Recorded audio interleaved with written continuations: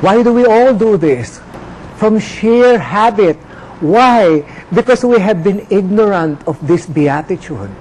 Although I just invented it now, we were ignorant of it. The fact is, we did not even realize that our complaining was really affecting our lives. We probably thought, no, it's nice to complain. I'm getting steam off, right? I'm getting the steam off, but you're also getting your blessings off, out of your way. So, what should we do when we want to complain? Why don't you insist on seeing the good even if you don't see it? Remember what we said, or we often say, if you cannot find the good, put it there and you will find it. How you will put it there? Yes. What will you use? Your imagination. We all have our imagination. We can use that imagination to put the good there. And then once you put it there, you will find it for sure. So next time you want to complain, you'll say, if I complain now, my good will be delayed. I will not complain. That is why oftentimes I ask you to exercise. Look at the person that you feel you really cannot like and are critical about. Use that as a practice instrument. It says in the Bible, you must love one another. And I have to discuss this evening because many people believe that when they release a person, they have to like the person. It is not true. The love that is being spoken in the Bible is simply the capacity to be able to wish for that person that you do not like all the best things in life. You do not have to like the person, but you definitely have to be able to wish for them all the best in life. You don't have to see them. You don't have to even speak to them. But in your mind, in your heart, you will have to bless them with everything that is good that they are desiring in their lives, because your own wonderful demonstrations of good will depend on them.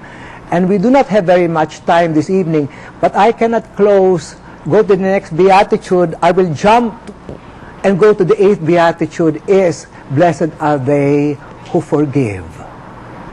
Blessed are they who forgive, for they shall be given their heart's desires. Why do we have to forgive, you may ask? Because every person you cannot forgive or have not forgiven shall be the stumbling blocks to all your heart's desires. Every little hurt or resentment that you keep in your heart is really like a block that will create a situation in your life so that that which you are desiring to have will also be blocked. It is as simple as that. And then you may also ask, how can I then forgive easily? Well, to begin with, if you go back to the idea that in everything give thanks, you must say thank you also for every situation that ever hurt you and for all the people who, quote, were responsible for hurting you. And why should you do this? Because to begin with, as we had said earlier, you attracted these people into your life. And if they had hurt you, you did it first to yourself. And therefore, the universe is just showing you, if you can do it to you, we will do it all over again. Until you realize that you are doing it to you. Besides, if you understand fully that God is at work in every person, the person who hurt you, quote unquote, must have had a reason to do so. Whether you accept the hurting as witting or unwitting, it doesn't matter. The person, quote, had his reasons, because many times we ourselves tell people, I hurt him unwittingly, but I had every reason to, I was justified. So easy to rationalize this idea. But then to forgive is another story. Forgive. Just take note of the word give there. And it will remind you that when you forgive, you shall also be given. Many times it says, forgive and you shall be forgiven.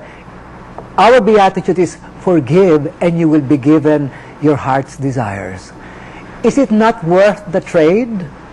Surely it is.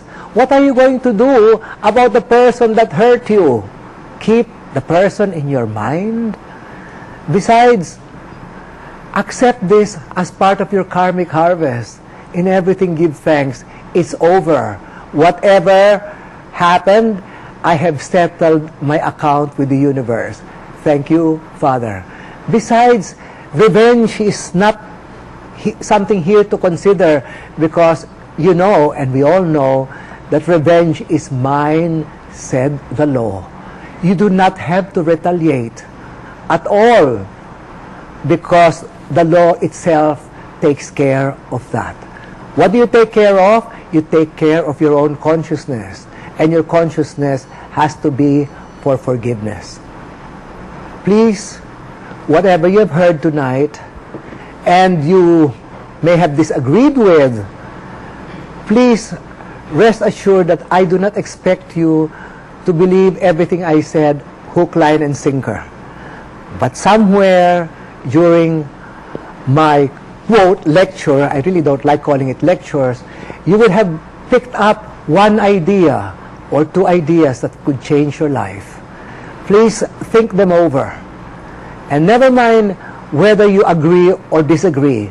Imagine this. If I tried to do this, if I tried to forgive, if I tried to release every person that has ever hurt me, and I can release them by loving them, meaning to say by wishing for them all the good that they are desiring, I do not have to like them. Many of us thought our religions insisted forgive means to like the person. You do not have to like the person, because if you force yourself to like the person, the more you will dislike the person. But to love the person, easy.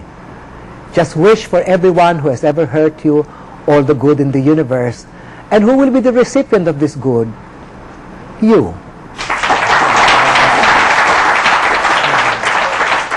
Now it's time to fill up your Will Your Fortune. Write 2 desires, one for you and one for somebody else.